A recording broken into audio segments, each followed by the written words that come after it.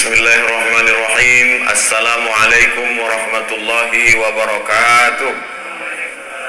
Alhamdulillah wassalatu wassalamu ala rasulillah Sayyidina wa maulana Muhammad ibni Abdillah wa ala alihi wa sahbihi wa man tabi'ahu wa mawalah, yang sama dan anak cucu mengingatnya. Poin yang pertama, kuntu nahaitukum an ziyaratil kubur. Dulu aku melarang kamu ziarah kubur, kata Nabi. Dulu zaman awal-awal Islam dilarang berziarah kubur, karena waktu itu orang ziarah kubur hanya untuk sombong menyombong. Hai fulan bin fulan yang perang tak pernah luka. Hai fulan bin fulan yang kaya raya. Hai fulan yang fulan banyak harta, banyak kuasa. Itulah yang disindir Allah dalam surat Alhaakumut Takatsur. Kamu sombong menyombong hatta zurtumul maqabir. Sampai di kubur pun kamu tetap juga sombong menyombong. Tapi kemudian ketika ziarah kubur, turiqul qulub, melembutkan hati. Tudmi'ul ain, kalau sudah hati lembut meneteskan air mata. Tazkiratan lil maut, mengingatkan kepada mati. Maka hadis yang melarang ziarah kubur itu hukumnya mansukh. Mansukh artinya terhapus. Maka kata Nabi, fazuruha, silahkanlah kamu berziarah kubur. Maka Nabi SAW menziarahi kubur ibunya Aminah, dan dia dibawa oleh Aminah menziarahi kuburnya ayahnya Abdullah. Dan Nabi beberapa hari menjelang sebelum meninggal dunia berziarah ke makam sahabat syuhada Uhud. Kalau kita ke Masjid Nabawi terus berjalan ke belakang, sampailah di Uhud. Nabi berziarah ke Uhud beberapa hari menjelang menghadap Allah Subhanahu wa taala, seolah-olah dia mengucapkan selamat tinggal kepada orang-orang yang ada di Uhud. Jadi tentang masalah ziarah kubur tak ada ikhtilaf di antara ulama. Kita boleh berselisih pendapat kalau pada masalah itu ada ikhtilaf. Boleh kata Maliki, tak boleh kata Hambali. Boleh kata Syafi'i, tak boleh kata Hanafi. Adapun tentang ziarah kubur, maka hadis qauli, hadis fi'li. Hadis qauli, fazuruha, ziarah kuburlah kamu. Hadis fi'li, perbuatan Nabi Muhammad SAW. Maka tak ada yang bisa mengelak daripada berbuat perbuatan ziarah kubur, karena dua-dua dalil menunjukkan tentang disunnahkannya berziarah ke makam orang-orang beriman. Ini poin yang pertama. Poin yang kedua, Nabi SAW tidak menyebutkan waktu tertentu, tak menyebutkan batas tertentu. Maka ini pernah ditanyakan kepada ulama Al-Azhar, namanya Syekh Atiyah Saqar. Beliau menjawabnya dalam kitab Fatawa Al-Azhar. Syekh, apa hukumnya berziarah pada waktu tertentu, menjelang Ramadan, pagi Idul Fitri? Maka kata Syekh Atiyah Saqar, berziarah kubur itu hukumnya umum, maka berlakulah hukum umum. Jadi orang berziarah terserah dia, mau pagi, mau petang, mau siang, mau malam, mau menjelang Ramadan, mau di bulan Ramadan, mau menjelang Idul Fitri, mau di pagi Idul Fitri, maka silakan ziarah. Adapun hadis yang melarang, la'anallahu zuwaratil kubur, Allah melaknat perempuan yang berziarah kubur. Bunyi kalimatnya, Allah melaknat zuwaratil kubur, perempuan yang ziarah kubur. Maka sesungguhnya di situ ada kronologisnya. Ada seorang perempuan, anaknya meninggal, lalu dia ziarah pagi, ziarah petang, ziarah siang, ziarah malam, untuk mempersedih-sedih diri. Ada seorang perempuan yang suaminya meninggal, diziarahinya tiap hari hanya untuk membuat dirinya semakin berduka, semakin bersedih, lalu kemudian niyahah meratap. Maka Nabi mengatakan, la'anallahu zuwaratil kubur, Allah melaknat mereka yang selalu ziarah kubur hanya untuk mempersedih-sedih diri. Adapun berziarah kubur untuk mengambil pelajaran, maka sesungguhnya kita amat sangat dianjurkan. Waktunya tidak terikat dengan apapun, maka bebas kapan saja. Hari baik, bulan mulia. Poin yang ketiga, Adapun berziarah kubur menjelang Ramadan, maka sesungguhnya bulan mulia ini mesti disambut dengan kesucian hati. Disucikan hati dengan berzikir, tadi sudah. Disucikan hati dengan tabligh akbar pengajian selepas subuh, tadi sudah. Maka disucikan hati dengan mengingat mati. Wa kafa bil mauti wa'iza, cukuplah kematian itu sebagai nasihat. Ada nasihat yang berbunyi menggelegar, khutbah hari Jumat. Ada nasihat yang disampaikan alim ulama dalam bentuk nasihat. Ada nasihat yang tak berbunyi, yang tak bersuara. Ada nasihat yang tak berkata-kata. Nasihat bukan yang dituliskan tinta pena di atas kertas. Nasihat yang tidak bersuara, tak berhuruf. Nasihat itu diam. Nasihat itu adalah kematian. Maka sebelum Ramadan berziarah, supaya hati mengingat mati, maka lebih khusyuk ibadah Ramadannya. Seakan-akan inilah Ramadan yang terakhir. Semakin berziarah di kubur sebelum Ramadan, menguatkan keyakinan bahwa dia akan mati menghadap Allah. Rumah tinggal, kendaraan tinggal, keluarga tinggal, yang dibawa hanya amal. Yarji usnani, yang dua balik ke rumah. Maluhu, hartanya pulang ke rumah. Ahluhu, anak cucu menantu istri suami kawan sahabat andai tolan jiran tetangga, semuanya pulang ke rumah. Wa yabqa wahidun, yang tinggal cuma satu. Wa amaluhu, amal itulah yang tinggal. Jadi hanya dengan mendengar ceramah dari ustadz, kadang masuk telinga kiri, keluar telinga kanan. Bahkan kadang tak masuk sama sekali.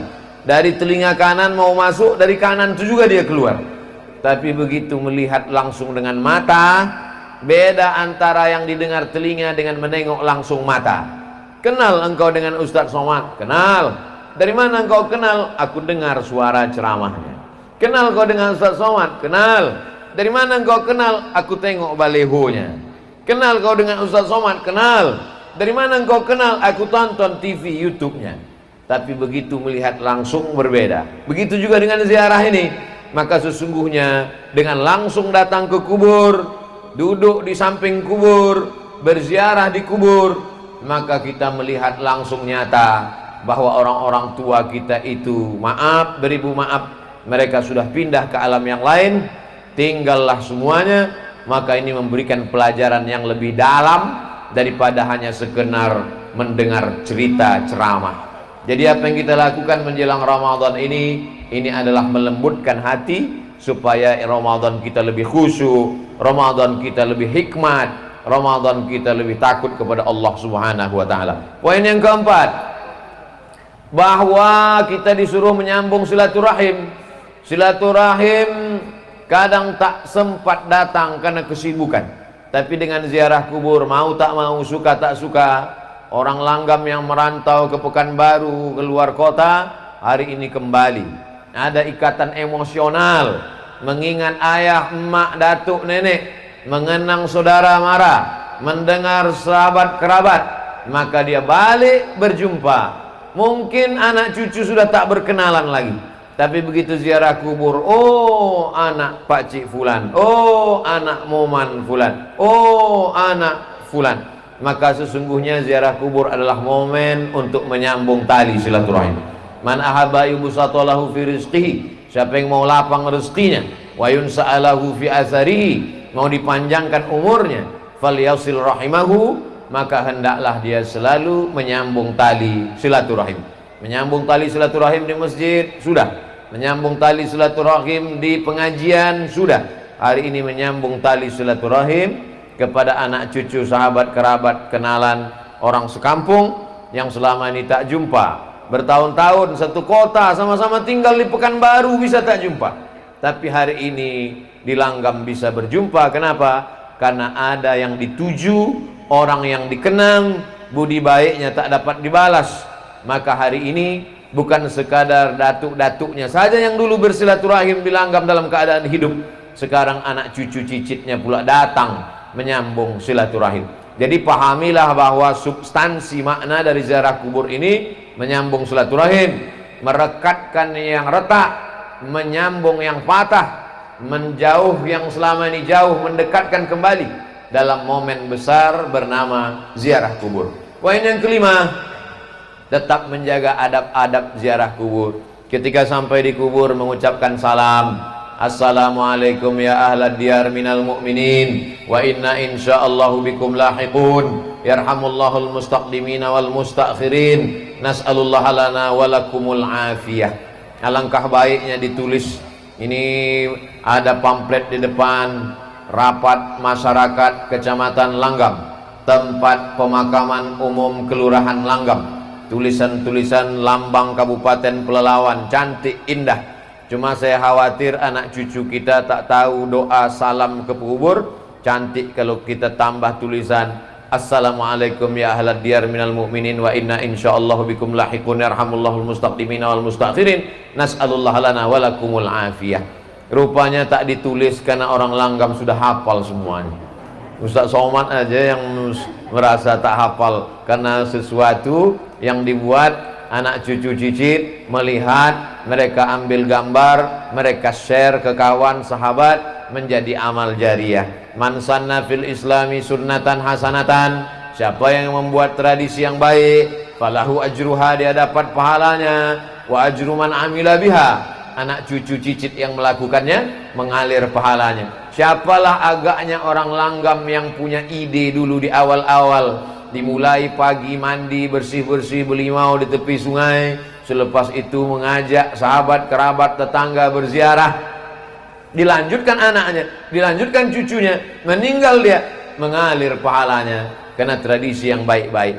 Siapa pula lah agaknya yang mengajarkan anak cucu tradisi tak baik? Setiap hari lahirnya diundangnya keyboard tunggal, mabuk-mabuk sampai tengah malam, dilanjutkan anak cucunya, mengalir jugalah dosa jariahnya. Maka yang baik-baik mengalir menjadi kebaikan, yang tak baik pun akan mengalir juga. Maka sebelum kita melakukan sesuatu, pikir baik-baik, karena dia akan mengalir sesudah kita mati. Alhamdulillah, hari ini kita sedang melihat bagaimana datuk nenek, orang tua kita dulu membuat sesuatu yang baik, mengalir sampai hari ini. Poin yang keenam, li ayyajlisa ahadukum ala jamratin minan nar, kamu duduk di atas batu dari api neraka, fatuhriqu thiyabahu, duduk di atas batu dari api neraka, apinya membakar baju sampai tembus ke daging ke tulang, khairun, lebih baik, min an yajlisa ala qabrin, daripada melangkahi kubur. Duduk memijak, maka tetap kita jaga, kita tetap berada di tepi, samping kiri, samping kanan, bagian kepala, bagian kaki. Kalau nampak anak-anak kita ada menginjak, kita ajarkan. Lebih baik duduk di atas batu dari api neraka, terbakar kulit sampai tulang belulang, lebih baik daripada duduk di atas kubur. Maka kita jaga adab-adab ini. Alhamdulillah kubur kita tidak terlalu rapat padat seperti di Pekanbaru. Saya lihat beberapa kubur sampai tak ada tempat berjalan lagi. Maka kita harap tetap ada jalan di tengah, tetap ada jarak, supaya kita tidak jatuh dalam perbuatan yang dilarang oleh Rasulullah sallallahu alaihi wasallam. Lalu kemudian poin yang ke-7, habis ini nanti kita akan membaca surah Yasin, wal Qur'anil Hakim, innaka laminal mursalin. Sampaikah pahala bacaan kita yang akan kita baca ini nanti? Berkelailah antara yang membaca dengan yang tak mau membaca. Padahal yang membaca itu pun tak dapat membuktikan bahwa Yasinnya itu sampai. Dan yang mengatakan tak sampai pun tak juga bisa membuktikan bahwa Yasinnya itu tak sampai. Itu kata Ustadz Zul tadi, bukan kata saya. Yang mengatakan bacaan Yasin ini sampai, mana buktinya? Tak ada reportnya di SMS. Yang mengatakan tak sampai pun tak juga bisa membuktikan. Lalu kita bertengkar masalah apa? Dalil. Apa dalil imam yang mengatakan sampai? Kata yang mengatakan sampai, Nabi ziarah kubur, diambilnya pelepah korma, ditusukkannya ke makam. Sahabat bertanya, kenapa kau tusukkan pelepah korma ini ya Rasulullah? Kata Nabi, la'allallah an yukhaffifa azabahuma ma lam yaibasa. Selama pelepah korma ini basah, pelepah korma ini bertasbih, maka tasbihnya sampai kepada orang meninggal. Dari hadis ini kata Imam Nawawi, hadisnya ada dalam Sahih Muslim. Kalau kita baca Sahih Muslim, baca penjelasannya dalam syarah Sahih Muslim, namanya kitab Al-Minhaj, syarah Sahih Muslim Ibnul Hajjaj. Kata Imam Nawawi, kalau tasbih pelepah korma sampai, maka bacaan Quran orang beriman lebih utama, lebih sampai. Karena orang beriman lebih mulia dari pokok kurma. Jadi kalau ada orang mengatakan bacaan Yasin tak sampai, berarti dia mengatakan Abdul Somad lebih buruk daripada pelepah kurma. Kalau tasbih saja sampai, apalagi baca Quran. Baca Quran lebih mulia dari tasbih. Kalau tasbih pelepah kurma sampai, apalagi baca Quran Abdul Somad. Begitu kata Imam Nawawi dalam kitab Al-Minhaj, syarah Sahih Muslim Ibnul Hajjaj. Jadi kita masalah dalil, cara yang terbaik adalah menghormati pendapat orang. Ustadz yakin sampai, saya yakin sampai. Tiap malam Jumat saya bacakan Yasin untuk almarhumah, almarhum orang tua. Masalah bahwa ada berbeda pendapat, maka kita mengikut yang disampaikan oleh para ulama. Ati'ullah, taat kepada Allah, wa ati'ur Rasul, taat kepada Rasulullah SAW, wa ulil amri. Ulil amri di situ kata sebagian ulama adalah ulil amri, para ulama yang mengerti dengan dalil. Maka kata Imam Nawawi dalam kitab Al-Azkar, wa in khatimul Qur'ana, kalau dibacakannya sekhatam Quran, fahuwa hasanun, paling elok afdal sekhatam Quran 30 juz. Kalau tak sanggup 30 juz, maka hatinya Quran. Likulli syai'in qalbun, segala sesuatu punya hati. Wa qalbul Quran Yasin, hatinya Al-Quran adalah Yasin. Itulah maka dipilih nanti Ustadz Somad, tausiahnya hanya 30 menit saja. Habis itu nanti kita akan baca Yasin wal Quranil Hakim. Tak sanggup juga baca Yasin, bagi yang hari ini datang terlambat, mau cepat balik ke Pekanbaru, bacakan Ummul Quran Al-Fatihah, paling afdal sekhatam Quran. Nanti bulan Ramadan tiap malam 1 juz, satu hari 1 juz. Habis sholat zuhur 2 lembar, habis asar 2 lembar, habis maghrib 2 lembar, habis isya 2 lembar, habis tahajud 2 lembar. 10 lembar satu malam, 1 juz, 1 bulan khatam. Sesudah itu hadiahkan pahalanya. Allahumma awsil thawaba ma qara'tuhu. Tak bisa pakai bahasa Arab, bahasa Indonesia. Sampaikanlah pahala bacaan Quranku sekhatam. Tak sanggup sekhatam, baca hatinya Quran Yasin. Tak sanggup juga Yasin, paling pendek Al-Fatihah. Fatihah pun tak sanggup juga, hati-hati. Apa yang kita lakukan pada orang tua kita, itu yang akan dilakukan anak kita untuk kita. Apa yang kita lakukan hari ini, dilanjutkan oleh anak cucu kita. Orang yang tak mau mengirim, dikhawatirkan nanti setelah dia mati, anak cucunya pun tak juga akan mengenang dia sebagai balasan. Nauzubillah. Poin yang ke-9, bahwa orang tua yang sudah meninggal itu macam orang hanyut di sungai. Orang yang hanyut itu semua dia pegang. Rumput yang lapuk pun ditarik. Orang yang hanyut itu semua dia tarik. Galah yang patah pun dia tarik. Begitulah mereka menunggu doa-doa dari anak-anak cucu mereka. Ustadz Abdul Somad kemari kan tak ada keluarga yang punya hubungan nasab di Langgam. Apa sampai doa Ustadz Somad nanti ketika mendoakan datuk nenek keluarga kami yang ada di Langgam? Sampai. Mana dalilnya? Aisyah ketika ziarah ke makam Baqi di Madinah, kata Nabi, doakan mereka Aisyah, Assalamualaikum ya ahlad diyar, keselamatan untuk kalian wahai penghuni kubur. Padahal Aisyah tak punya hubungan dengan mereka yang ada di Madinah. Itulah dalil menunjukkan bahwa doa sesama orang beriman sampai. Adapun orang mengatakan yang sampai hanya 3 saja. Shadaqatun jariyah, sedekah jariyah. Wa ilmun yuntafa'u bi, ilmu yang bermanfaat. Waladun solihun, anak yang soleh. Maka sesungguhnya hadis itu bercerita bukan membatasi amal. Hadis itu cerita tentang amal kita yang hidup, sesudah kita meninggal putus. Abdul Somad hidup, amalnya berjalan. Abdul Somad nanti bisa sholat, Abdul Somad nanti bisa puasa, Abdul Somad nanti bisa baca Quran. Tapi setelah meninggal dunia tidak lagi wajib, putus. Tapi ada amal yang tetap mengalir. Anaknya mengalir doanya, sedekahnya mengalir, yang jadi masjid, surau, langgar, musola, rumah Quran, rumah tahfiz, pondok pesantren, tanah wakaf. Ilmunya diamalkan jamaah mengalir. Jadi maksudnya amal kita mengalir. Adapun amal orang hidup kepada orang meninggal dunia, maka tak ada ikhtilaf. Kalaulah amal orang hidup tak sampai kepada orang meninggal dunia, maka tak ada sholat jenazah. Karena sholat jenazah itu adalah amal orang hidup kepada orang meninggal. Kalau ada orang nanti menolak, jangan kau doakan karena doamu tak sampai. Kalau begitu nanti dia mati, jangan disolatkan jenazah, karena solat jenazah adalah doa orang hidup kepada orang meninggal. Abdul Somad meninggal dunia, lalu kemudian orang langgam datang mendoakan, Allahumma firlahu warhamhu wa'afi, Allahu Akbar, Al-Fatihah, Allahu Akbar, salawat, Allahu Akbar, Allahumma firlahu warhamhu wa'afi wa'afu anhu, Allahu Akbar, Allahumma la tahrimna ajrahu. Maka takbir kedua dengan takbir ketiga dengan takbir keempat, takbir yang pertama baca Quran, Al-Fatihah, itu menunjukkan Al-Fatihah sampai. Takbir yang kedua salawat, zikir, itu menunjukkan zikir sampai.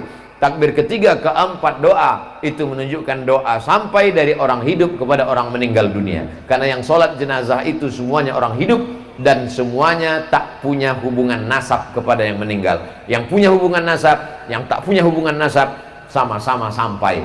Ini menurut argumentasi para ulama yang mengatakan sampai. Poin yang ke-9, bahwa tidak hanya amal badan yang sampai. Datanglah saat bertanya kepada Rasulullah, Ummi matat, emak saya mati meninggal dunia, afa atasaddaqu anha, kalau saya bersedekah, sampaikah sedekah ini untuk almarhum almarhumah? Kata Nabi, tasaddaq, sedekahlah saat, sedekahlah saat, sedekahmu sampai untuk almarhum. Ayu sadaqatu afdal, apa sedekah yang paling afdal? Kata Nabi, saqyul ma, sedekah yang paling afdal adalah memberi air minum. Sedang air minum sampai, apalagi lah rebus jagung sampai. Dulu ambo dibawa Buya Fadli Rahman ke Langgam nih, dikasihnya waktu itu rotannya warna coklat, kini rotanlah hijau pula nampak.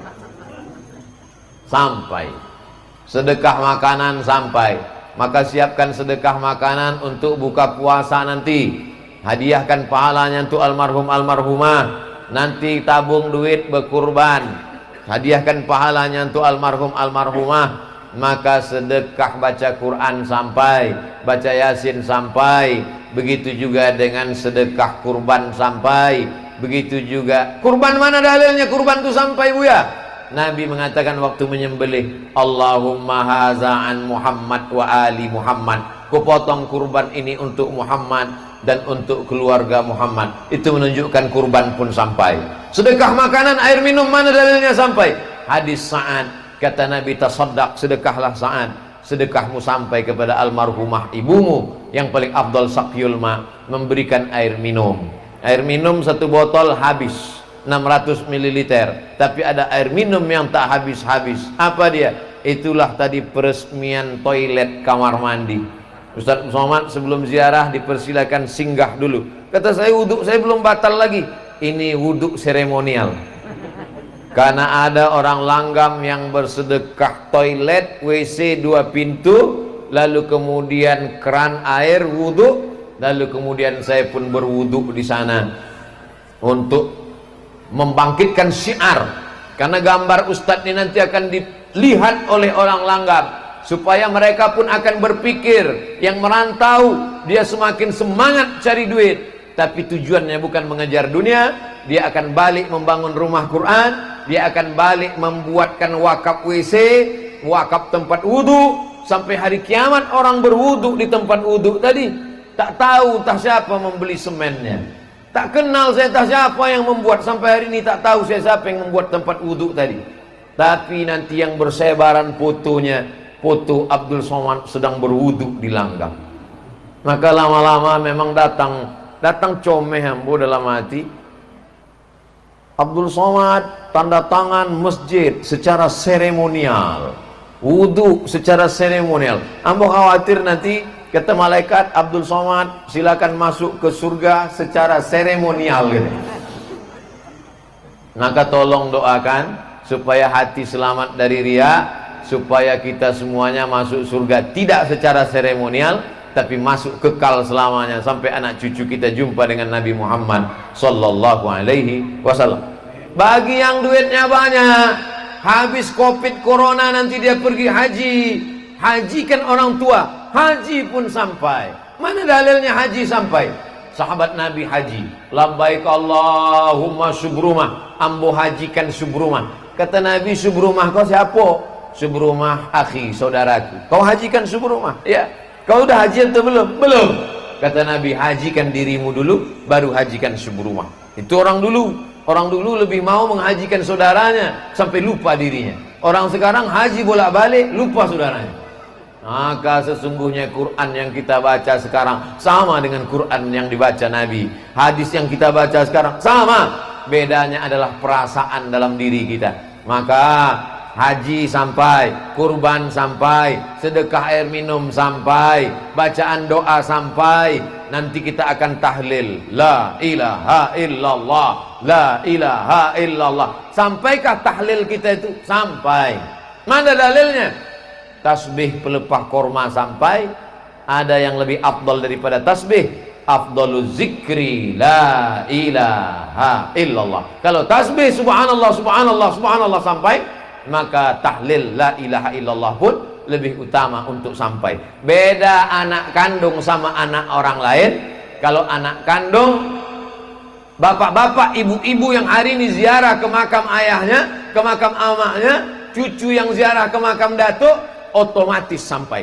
Tapi saya yang bukan anak kandung, yang hari ini ziarah hanya saudara seiman, mesti disebutkan Allahumma ausil sawaba ma qara'nahu. Sampaikanlah pahala bacaan Yasin kami, Fatihah kami, Al-Ikhlas kami, Al-Falak kami, An-Nas kami, Yasin kami, La ilaha illallah kami kepada jami'il muslimin muslimat mu'minin mu'minat. Itu beda anak kandung dengan orang lain. Jadi kalau ada anak kandung menyebut sampaikanlah pahala kepada almarhum ayah ambo, amak ambo, maka ucapan itu sebagai tambahan baik. Andai tak dia ucapkan, maka tetap sampai. Yang terakhir, mari kita jaga tradisi yang baik ini dengan cara menyampaikannya ke sahabat, ke kerabat, ke tetangga, menyampaikan melalui WhatsApp, menyampaikan melalui Instagram, menyampaikan melalui Facebook.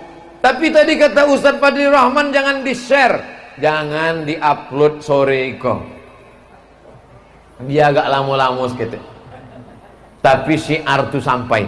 Maka nanti anak cucu yang sudah lama tak ziarah meleleh air matanya. Ustaz Somad, ambo potong ziarah ke makam abang ambo, lalangnya setinggi toga. Jamaah Pekanbaru mengadu ke anak kambo. Makam abang ambo lalangnya setinggi toga. Ternyata anaknya yang selama ini papa tak pernah ziarah. Bininya yang selama ini abang, setengah napasku pergi bang, pret.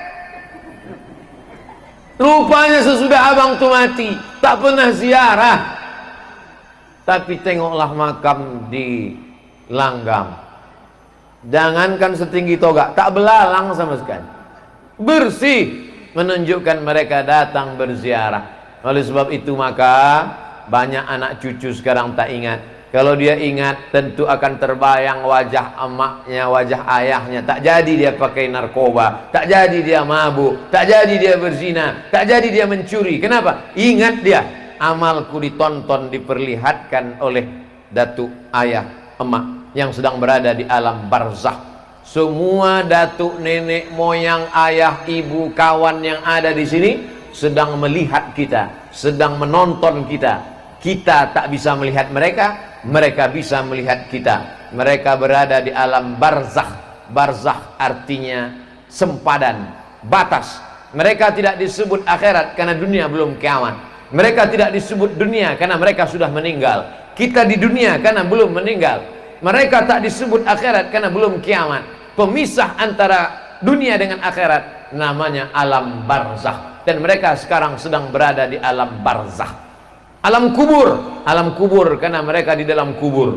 Tapi ada yang tak dikubur. Siapa tuh? Orang yang mati dimakan harimau, orang yang mati dimakan buaya, mana ada kuburnya, maka mereka berada di alam barzakh sampai masanya nanti mereka akan dihidupkan lagi. Itulah maka dibaca surat Yasin, karena dalam Yasin itulah diceritakan bahwa yang mati akan hidup lagi. Cukup dengan satu perintah, innama amruhu iza arada syai'an ayakula lahu kun fayakun. Kita akan bangkit nanti menghadap Allah Subhanahu wa taala. Silakan mabuk, silakan mencuri, silakan makan haram, silakan hidup macam menjadi Fir'aun, silakan menjadi orang yang angkuh dan sombong, tapi ingat, kau akan mati dimakan cacing tanah. Yang kekal abadi hanya amal soleh. Tanah yang kau wakafkan, masjid yang kau bangun, rumah Quran yang kau buat, anak yatim yang kau sekolahkan, anak cucu yang dimasukkan ke pesantren, program agama yang dikembangkan, itu sajalah yang mengalir sesudah kematian. Itulah 10 poin, mudah-mudahan bermanfaat. Sesuai dengan janji 30 menit, mari kita khusyuk, dibimbing oleh Tuan Imam, tahtim, tahlil, zikir dan yasin.